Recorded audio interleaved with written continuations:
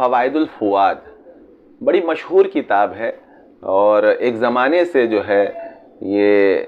लोगों के इल्म की प्यास और उसके अंदर की जो तड़प और उसके अंदर की जो तकालीफ़ है उसको ये किताब जो है दूर करने का बास बनती रही है। आज भी ये किताब जो है फ़ायदे से खाली नहीं है। इसमें जो है ये मलफूज़ात हैं, मतलब आम नशिस्तों में हज़रत जो गुफ्तगू फरमाते थे उसको कलमबंद कर लिया जाता था और उसको दर्ज किया जाता था। तो उनके एक बहुत ख़ास जो है वो मुरीद थे जिन्होंने ये मलफूज़ात जमा जो है वो किए और इसका नाम जो है फ़वाइदुल फ़ुआद रखा। ये देखने की किताब है और इसको पढ़ते ही जो है सबसे बड़ी बात ये है कि आदमी को महसूस होता है कि हज़रत निज़ामुद्दीन औलिया रहमतुल्लाह अलैह की बारगाह में आपकी मजलिस में बैठा ये सब बातें वो सुन रहा है। तो इसमें बड़े काम की चीज़ जो आज के दौर में भी जो है वो हमारे बड़े काम की वो है वो ये कि हज़रत निज़ामुद्दीन औलिया रहमतुल्लाह अलैह ने एक नशस्त में एक मजलिस में एक हदीस शरीफ के हवाले से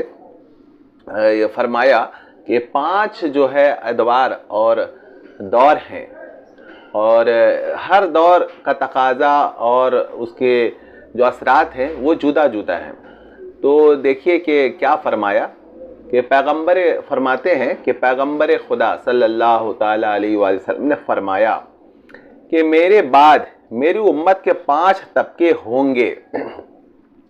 और मुद्दत अय्याम हर तबका 40 साल होगी।